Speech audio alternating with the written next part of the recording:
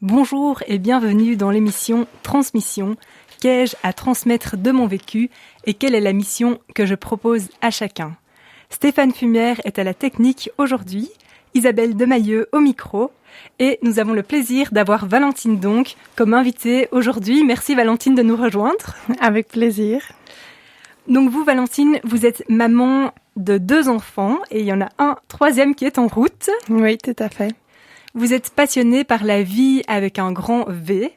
Vous aimez la nature, les gens, l'authenticité, la simplicité. Alors, vous essayez de plus en plus dans votre vie de vous détacher du superflu et de vraiment prendre le temps pour ce qui compte vraiment, pour vous. Alors, vous avez travaillé comme avocate et puis comme juriste. Et puis, vous avez eu une envie d'autre chose. Vous rêviez d'autre chose. Et vous avez décidé de partir à l'aventure l'année passée, en juillet 2020, pour un grand tour à vélo à travers l'Europe. Et c'est ça dont nous allons parler aujourd'hui. Donc voilà. D'abord, est-ce qu'il y a eu un élément déclencheur pour cette envie de pause dans cette carrière que vous étiez en train de mener ? En fait, c'était un vieux rêve de plus de 10 ans qu'on avait avec mon mari Vincent. Et voilà, on en rêvait depuis longtemps. Et puis les choses se sont un peu enchaînées, comme souvent. On est pris dans un tourbillon. On termine les études, on trouve un boulot, on fonde une famille. Mais on avait toujours cette petite idée dans le coin de la tête. Et on a eu pas mal d'amis qui sont partis aussi. Et on a pu poursuivre notre envie de réaliser notre rêve à travers eux. Et puis voilà, un jour on s'est dit que c'était le bon moment et que on allait réaliser ce rêve. Et voilà, on a mis les choses en place et puis on est parti le 1er juillet 2020. Et vous dites, on a mis les choses en place. Quelles actions vous avez prises par rapport à votre travail, par rapport à au départ concret du voyage? Comment est-ce que ça s'est passé? Mais en fait, c'est pas si compliqué que ça. Voilà, à partir du moment où on est motivé et on a vraiment l'envie, voilà, il y a des choses administratives à régler. Au niveau du boulot, on a eu la chance tous les deux de pouvoir prendre une interruption de carrière. Voilà, voir avec l'école, mais comme les enfants étaient encore en dessous de l'âge de l'obligation scolaire, ça a été assez simple aussi. Et puis voilà, s'occuper au niveau de la maison, voir qu'on puisse la louer, le temps qu'on soit absent, et commencer à prendre les assurances, faire une petite checklist du matériel, et puis surtout déjà s'immerger dans le voyage à l'avance pour un petit peu décider vers où on allait aller et quel était vraiment l'objectif de ce voyage. Il y avait bien sûr l'envie de passer du temps en famille. Au-delà de ça, on avait envie de rajouter une dimension à ce voyage. C'est vrai qu'on est dans une démarche de transition en famille depuis un certain temps. Et donc, on voulait aussi profiter d'avoir toute cette année devant nous pour aller à la rencontre de projets en transition. Voilà, des gens qui ont décidé de se rapprocher de la terre, de l'humain, à travers des tas de projets différents. Et donc, on est allé aussi les rencontrer. Et voilà, c'était vraiment magnifique. Et justement, vous parlez des rencontres que vous avez pu faire, vraiment cette envie d'aller vers les gens. Est-ce que tout était prévu au départ de votre voyage, les points de chute, les lieux où vous avez dormi, etc. Oui et non.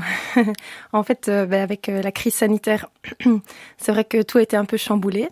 On a hésité à postposer le voyage. Puis on s'est dit que voilà, on allait maintenir pour un tas de raisons et qu'on allait s'adapter. Du coup, c'était le premier enseignement de ce voyage. Et donc, on a aussi on a tout à fait changé l'itinéraire qu'on avait prévu à la base. C'est là aussi qu'on s'est rendu compte pendant le voyage que la destination finalement importait peu. On est resté beaucoup plus longtemps en France que ce qu'on avait prévu. Et pourtant, c'était tout aussi magnifique. Et je pense que... Mais donc, juste pour revenir à la question, nos 2 premiers mois étaient en Belgique, l'été passé en juillet et en août. Et là, c'est vrai qu'on avait contacté déjà pas mal de ces projets en transition. Et donc là, on avait un petit peu plus planifié l'itinéraire pour donner une idée approximative de date aux gens à laquelle on allait passer pour être sûr qu'ils soient là. Maintenant, tout n'était pas planifié au jour près, mais c'était quand même plutôt programmé. Par contre, par la suite, quand on a voyagé en France et puis on a voyagé un petit peu voilà, en Italie, en Slovénie, enfin on a fait toute une boucle pour finir. Et là, c'était beaucoup plus libre, dans le sens où on n'avait pas spécialement eu le temps de contacter, on avait moins de relations aussi dans ces pays-là.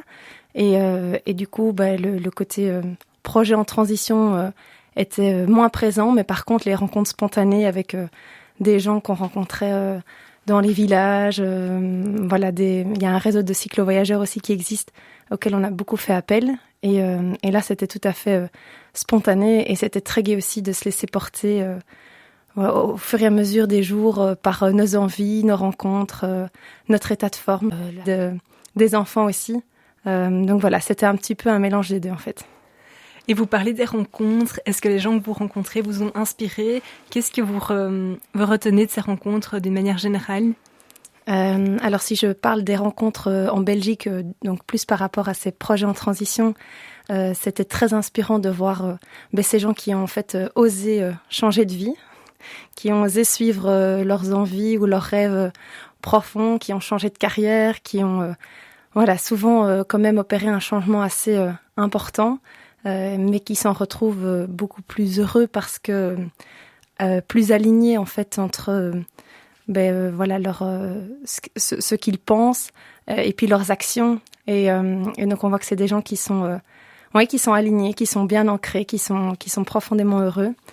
Et par rapport aux rencontres plus spontanées, dans les autres pays qu'on a faites, c'est l'accueil en fait, l'accueil des gens vraiment extraordinaires qui nous ont toujours superbement accueillis chez eux, chaleureusement.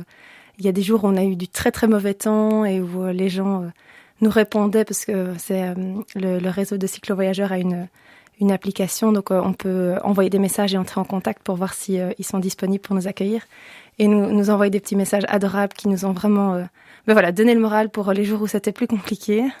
Offert une douche chaude, souvent un repas, un toit pour la nuit pour pas qu'on doive monter la tente qui était déjà mouillée de la veille. Ça c'est vraiment ce qu'on retient, c'est que l'humain est bon, est vraiment généreux et que c'était un bonheur de rencontrer toutes ces belles personnes.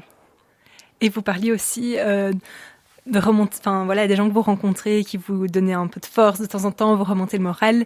Comment au niveau de la famille, les liens, comment est-ce que ça se passe? Parce que vous quittez complètement votre quotidien et vous allez vers une aventure que vous ne faites pas tous les jours, j'imagine. Comment est-ce qu'on s'ajuste? Comment est-ce que vous avez trouvé un équilibre? Est-ce que... Oui, voilà. Avec les enfants et les parents, oui. Je pense que tout le monde s'adapte. Ça, c'est le maître mot pendant le voyage. Nous, on s'adapte au rythme des enfants, bien sûr. À leurs envies aussi. C'est vrai que la première chose, c'est qu'on fait pas autant de kilomètres que quand on pédale juste à nous deux entre adultes. Les enfants, ils ont besoin de pause, de se dégourdir les jambes. Dès qu'on voit une plaine de jeux, on s'arrête, c'est le moment où ils peuvent se défouler et profiter. Parfois, ça intervient 5 minutes à peine après le départ et c'est pas vraiment le bon moment. Donc on essaye de concilier aussi le fait que nous, on veuille avancer un peu mais ils comprennent très vite ça, en fait. Et c'est marrant parce que vers la fin du voyage, justement, si on rencontrait 2 plaines de jeux, par exemple, l'une à la suite de l'autre, les enfants allaient dire d'eux-mêmes à la deuxième qu'on rencontrait, « Oh, mais cette fois-ci, on s'arrête pas parce que on vient de s'arrêter, il faut quand même qu'on avance un peu. » Donc ils avaient bien compris le message. Et c'est un peu comme ça pour tout. On essaie évidemment qu'ils soient bien, qu'ils soient confortables. Quand il fait très mauvais, on avait une petite une carriole, une charrette. Donc eux, ils pouvaient encore être à l'abri. Et ça, c'était rassurant aussi parce que j'avais pas envie de leur imposer non plus d'être dans des conditions trop compliquées. Même si parfois, c'est sûr que c'est challengeant aussi pour les enfants, tout comme pour les parents. Mais donc je dirais que c'est une constante adaptation. Tenir compte aussi des besoins de chacun. Ça, c'est un bel exercice. Le besoin d'avoir un peu de temps pour soi aussi. Parce que c'est vrai qu'être tout le temps à 4, ça demande de l'énergie. C'est magnifique, mais c'est assez prenant aussi. Et d'instaurer le respect du besoin de chacun d'avoir des moments seuls. Et finalement, ça s'est très bien passé. Tant mieux. Et justement, vous parlez des enfants. Quand vous leur avez annoncé l'idée du projet, quelle a été leur réaction? Mais donc ils avaient 2 et 4 ans quand on est parti, donc quand même encore assez jeunes. Mais c'est vrai qu'on avait déjà fait des petits voyages durant l'été les années précédentes, donc ils savaient ce que c'était. Et je pense qu'ils ont vite été contaminés par notre enthousiasme. Voilà, il y a pas eu, ils n'étaient pas à un âge où ils pouvaient déjà beaucoup s'impliquer dans la préparation. Un petit peu bien sûr, mais pas autant que s'ils avaient été un peu plus âgés. Et donc voilà, ils nous ont suivis avec enthousiasme et voilà, c'était très très gai. Ils avaient quel âge, vous pouvez nous rappeler, je pense? 4 et 2 ans quand on est parti et du coup ils ont eu 5 et 3 ans en route. D'accord. Et est-ce qu'ils ont eu l'occasion, eux aussi, de rencontrer des alter ego de leur âge, de faire des rencontres, des amitiés peut-être? Alors des amitiés, c'est vrai qu'on restait pas souvent plus d'une nuit en fait à un même endroit, sauf à quelques périodes. On a fait quand même des pauses un peu plus longues, notamment pendant l'hiver. Voilà, ça a coïncidé avec le confinement en France, mais donc là on s'est vraiment posé. On n'a pas roulé pendant l'hiver puisque on n'avait pas eu le temps d'aller autant dans le sud de l'Europe que ce qu'on voulait. C'est vrai qu'on tient quand même un minimum compte des saisons quand on voyage à vélo. Mais ils ont rencontré énormément d'enfants chez des gens chez qui on était accueillis. Et ça, c'était toujours très, très gai pour eux. Parce qu'ils se faisaient, en fait, après 5 minutes, les enfants jouent entre eux de façon très spontanée. Ils étaient ravis d'avoir plus de jeux avec lesquels jouer que les quelques petits jeux qu'ils avaient pris avec eux en voyage. Et donc, ils étaient chaque fois vraiment très, très contents. Et dans les campings ou dans les autres endroits où on rencontrait les enfants aussi, c'était chaque fois très chouette pour eux. Et ils avaient cette notion de, voilà, on les rencontre comme un peu les plaines de jeux dont vous parlez tout à l'heure. On passe un bon moment, mais après, le lendemain, on repart. On est en selle et... Parfois, c'était dur, ça. Ouais, parfois, c'était dur. L'une ou l'autre fois, voilà, il y a quand même eu des larmes. Ils expliquaient que vraiment, ils auraient voulu rester plus longtemps, qu'ils s'amusaient trop bien. Donc, voilà, c'est pas... Voilà, leur petit cœur est aussi... parfois éprouvé, ils ressentent beaucoup d'émotions pendant un voyage comme ça, c'est sûr. Oui. Et on va parler justement par la suite tout ce que ça a pu vous apporter et qu'est-ce que ça a changé dans votre quotidien maintenant aujourd'hui quand vous rentrez.